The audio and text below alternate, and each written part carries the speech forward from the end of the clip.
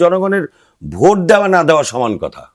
এই পিআর পদ্ধতির কথা বলেন, মানুষের ভোটের আগ্রহ কমে যাবে। ভোটের ডামাডোল যেমন শুরু হয়েছে, পাল্টাপাল্টি আঘাত। এর মধ্যে পিআর ইস্যুটি এখন পর্যন্ত বিশেষ করে ইসলামী দল বা জামায়াত ইসলামের পক্ষ থেকে দাবি তোলা হয়েছে। আজকে উভয় কক্ষের পিআরের দাবিতে আজকে অনড় অবস্থানের কথা জানিয়েছেন এবং সর্বশক্তি দিয়ে তারা আন্দোলনের হুঁশিয়ারিও দিয়েছেন। চরমনাইয়ের পীর বলেছেন, বিচার সংস্কার ও পিআর পদ্ধতি চূড়ান্ত করেই নির্বাচনের কথা ভাববেন, এর আগে নয়।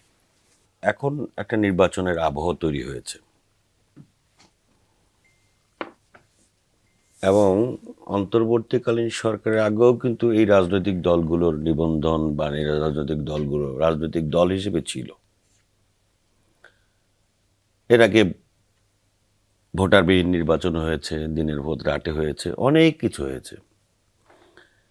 সেই সময় দলগুলোর যে ভূমিকা ছিল, সেই দলগুলো এই ফ্যাসিবাদ বিরোধী যে ঐতিহাসিক ছাত্র গণ অভ্যুত্থান সফল হওয়ার পরে, তাও কিন্তু 6-7 মাস 8 মাস চলে যাওয়ার পরেও কিন্তু এই পিআর নামক পদ্ধতিটার সঙ্গে আমরা আসলে কেউ পরিচিত ছিলাম না।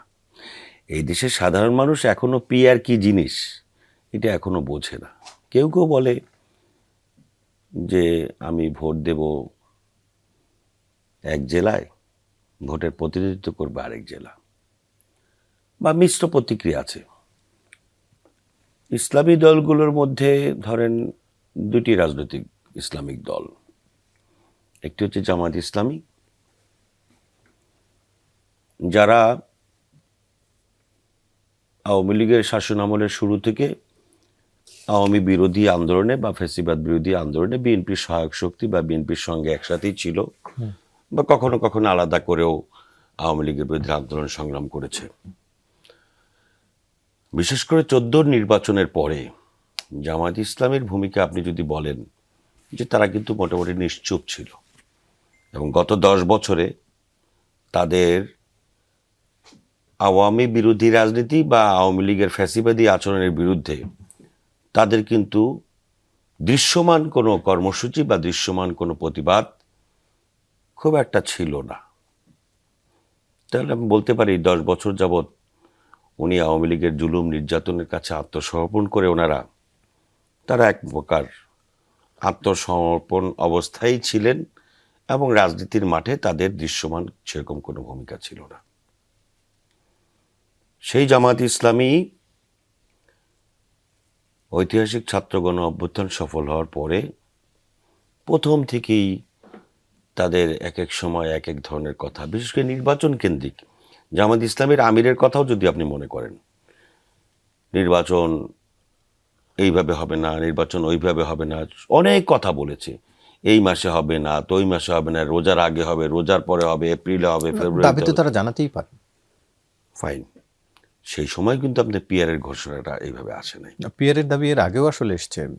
পিআরের দাবিটা আমি যদি আপনাকে বলি, চরমনাইয়ের পীরের যে ইসলামী আন্দোলন বাংলাদেশের যে সমাবেশ হয়েছে সরওয়ার্দী উদ্যানে, সেইখানেই মূলত পিআরের দাবিটা তারা দুই দল। এর আগেও বিশেষ করে আওয়ামী লীগের আমলেও আমরা দেখেছি নির্বাচন কমিশনে ছোট দল যারাই যেত, মানে সংখ্যার ভিত্তিতে আসলে ছোট দল বলছে ভোটের হিসেবে, সেই হিসেবে তারা বিভিন্ন সময় পিআরের দাবি জানিয়ে আসছে। দলের কথা বলছি, যেই দুটি দল এখন সোচ্চার, সেই দুটি দলের কথা বলেছি। তাহলে আমি বলি আপনাকে, সেটা হচ্ছে যে এই অন্তর্বর্তীকালীন সরকারের 6-7 মাস 8 মাসেও যে দাবিটা এত জোরে সোরে সামনে নিয়ে আসা হলো না, সেই দাবিটা হঠাৎ করে তারা এত জোরে সোরে নিয়ে আসলো কেন? এবং আমি যদি আপনাকে বলি যে তারা কয়েকটা ইসলামী দলও বলেছে যে এই পিআর পদ্ধতিটাই শরীয়ত সম্মত না। আপনি দেখেছেন কিনা? নিজাম ইসলাম পার্টি সহ কয়েকটা ইসলামী দল বলেছে। কারণ আমি যাকে ভোট দেব তাকে চিনতে হবে। তারা আপনাদের সাথে তাদের সখ্যতা একটু বেশি, সে কারণে বলেছে না? তাদের সঙ্গে আমাদের সখ্যতার বিষয় না, তারাও তো ইসলামী দল। তারা যদি শরীয়ত সম্মত না এই ধরনের কথা বলে, অথচ ইসলামী দুইটা দল, তারা এটার ব্যাপারে খুব সিরিয়াস। এবং আমি আপনাকে বলি, তারা বলছে কি যে পিআর পদ্ধতির মাধ্যমে এক এক সময় এক এক কথা বলছে। পিআর পদ্ধতির মাধ্যমে এটা দমন করা সম্ভব, এটা নিশ্চুপ হয়ে যাওয়া সম্ভব। আমি তো মনে করি পিআর পদ্ধতির মধ্য দিয়ে সবচেয়ে বড় যে সমস্যা, সেটা হচ্ছে মানুষ তাদের পছন্দের প্রার্থীকে নির্বাচিত করতে পারবে না। এক, আর পিআর পদ্ধতি যারা দাবি করছে তারা তাদের দলের প্রেসিডেন্ট সেক্রেটারি তারা নির্বাচিত না হতে পারলেও যাতে সংসদে যেতে পারে এটা নিশ্চিত করার জন্য তারা পিআর পদ্ধতিটাকে সামনে নিয়ে আসছে। এবং এই পিআর পদ্ধতি দ্বারা এমন কিছু বিষয় ঘটতে পারে, সেটা হচ্ছে যে আপনি তখন বড় বড় টাকাওয়ালাদের দৌরত্ব হবে, টাকার বিনিময়ে এমপি পদ বিক্রি সেটা করবে। কি এখন কি কম হচ্ছে টাকাওয়ালাদের দূরত্ব? এমপি বিক্রি করা সরাসরি, মনোনয়ন নিতেই তো কোটি কোটি টাকা চলে যাচ্ছে এমন অভিযোগ আছে। হ্যাঁ, কিন্তু সেটা তো তবুও এলাকার পারসেপশনের আলোকে মানুষ কাকে পছন্দ করে সেইটা বিবেচনায় আসে ম্যাক্সিমাম ক্ষেত্রে রাজনৈতিক দলের বিরুদ্ধে। আর ওখানে তো পাবলিকের, জনগণের কোনো পারসেপশনই নাই, জনগণের ভোট দেওয়া না দেওয়া সমান কথা। এই পিআর পদ্ধতির কথা বলে মানুষের ভোটের আগ্রহ কমে যাবে যদি এই পিআর পদ্ধতিটা সামনে জামায়াত নিয়ে আসা হয়। ইসলামের পক্ষ থেকে গতকাল সেটি বলেছিল যে বিএনপি আসলে পিআর পদ্ধতিতে হলে ক্ষমতায় যেতে পারবে না বা অনিশ্চয়তা থাকছে বলেই পিআরে রাজি হচ্ছে না, এমন কি? এটা আজগুবি কথা কিছু আছে না, রাজনীতিতে কিছু আজগুবি কথা থাকে। আমি যদি এখন বলি জামাত ইসলামী বা ইসলামী আন্দোলন বা অন্য রাজনৈতিক দলগুলো তাদের ভোটের মাঠে জিতে আসার মতো 2-4টা সিট নাই, এই সিট ওই মানে গুছায়া তারপরে এখান থেকে সেজন্য 200, তারা পিআর 100, চাইছে। 500, সেজন্য তারা আবার PR আপনারা চাইছে। এই জন্য পিআর চাইছেন না যে আপনারা একক সংখ্যাগরিষ্ঠতা পাবেন না সেই কারণে?